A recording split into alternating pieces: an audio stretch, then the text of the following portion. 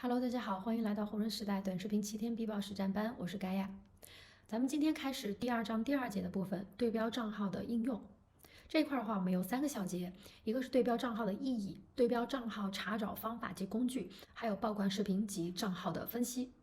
首先，对标账号对于小白兴起一个账号的意义是非常重大的，尤其是之前没有做过自媒体的或者没有视频制作经验的人来说，去参考一个和你同赛道的账号，且已经小有成就的账号来说的话，你可以借鉴到非常多有用的东西，因为他的视频、他的账号已经是经过了市场检验的，他能变现，他用他的那套方式模型能够变现，那就说明这套方法是可用啊。那我们可以直接拿过来去做，不管是从方向定位、内容呈现，还是说文案拍摄、制作上面。这些都是具有参考价值的，所以说找对标账号是非常有必要的。其实不仅是一个账号刚开始制作的阶段，你到了中期、后期，我们虽然说模式已经成熟了，但是这东西模板内容在不断迭代的。当我们的这个内容用户看腻了过后，你会是想要办法、想要去突破、想要去创新、想要改一个新的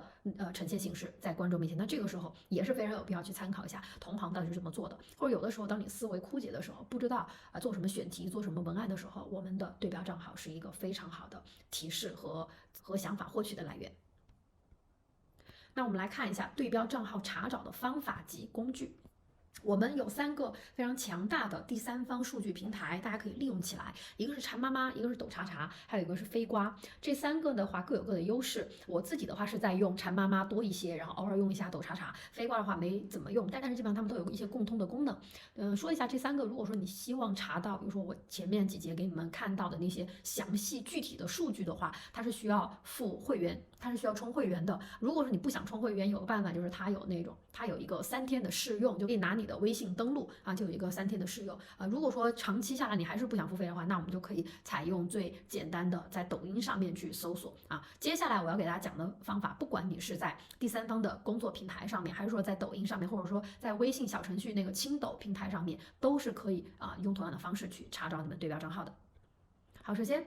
打开馋妈妈过后，首先在右上角这个地方，它会让你登录。登录的话会自动扫码，加客服的微信，客服会自动发给你一个馋妈妈的 APP。通过这个链接下载馋妈妈的 APP 的话，你就可以获得一个免费的试用。首先我们选到达人这个框如果你已经有了自己知道的、了解的达人，只是想单纯的看他的数据的话，我们就直接在这个搜索框里边去输入你知道那个达人就可以了，然后点击搜索，那关于他的所有的数据就出来了。如果你没有一个已经知道的这个类目的达人，那你可以通过达人分类来搜索，比如说你做的是运动健身的，我们就在运动健身这个地方去选择它，然后去选择一个粉丝增量，千万不要看粉丝总量，你看粉丝总量的参考意义非常小，因为大 V 他们的操作方法不一定适用我们刚刚起号的小白，而他前期最开始那些视频很有可能你是找不到的，已经被隐藏掉了，所以说参考意义不大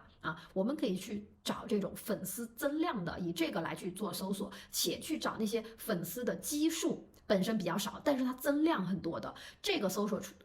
方式搜索出来都是1天的粉丝增量。所以说，如果你比如说能看到某个账号比如说它的基数就是有这么多，但是它的粉丝增量却几乎占到了它的1半，那说明它生产出的这个内容很牛逼。你最好是能去找到那种基数只有几万的、10几万人，然后猛的一下涨了很多的那种，马上点进去看它到底是因为什么爆掉的。如果是短视频，好去学习它的这个短视频内容。那另外一个方式就是我们在勾选的时候，把这个低粉爆款达人给它勾选上，它会自动的选取那些粉丝量非常低，但是可以去选择它曝光量还有它总体的数据表现特别好的，然后都会陈列出来，然后我们就可以再去学习这一部分。只不过这一部分勾选出来过后，不是每一次你都能得到一些不错的选项，因为不是每个达人都会满足低粉爆款的数据要求但是这里你都可以点开试一下。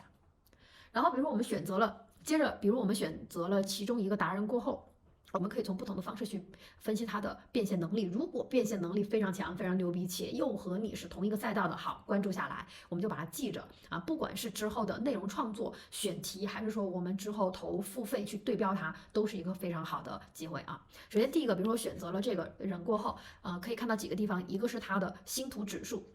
说明他在做星图上的这个接广告。第二个是他的直播概览。从直播概览我们可以看到它总共直播的场次，以及最近1个月直播的场次，最近1个月的销量和销售额，这个数据一目了然第三个是看视频概览，我们可以看到它总的视频数量平均点赞、平均的赞文比销量以及销售额，也就是说视频带货的销售额，这里就能看出几个方向首先这个首先，这位达人他在做接广告的变现，他也在做直播带货变现，同时也在做视频带货的变现啊，几个都在做，且带货口碑还不错。那我们可以把它规划到我们可以去参考的一个对标账号上面。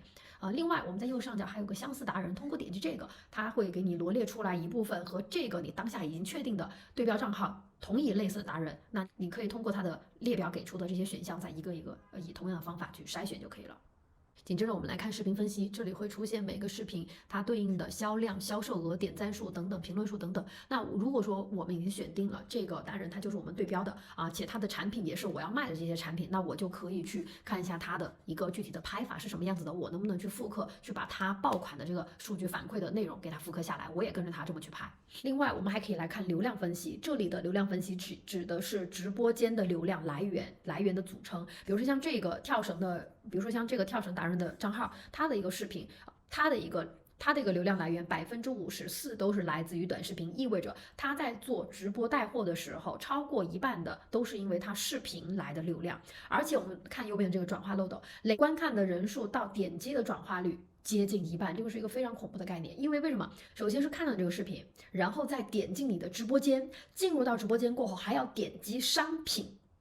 的这个转化率，你看，其实中间它有过滤掉点进直播间、进入直播间的这个进入率，中间过了一道过后，它还有接近一半的这么一个转化率，所以说这么可以倒推出来，它进入直播间的转化率大概率是在50%以上的，所以就更加有必要去参考。如果说你遇到了一个账号，它的流量来源短视频占比非常高的话，那我们非常有必要去看一下它的短视频到底是怎么制作的。好了，以上就是本节的所有内容，感谢大家学习，我们下节再见。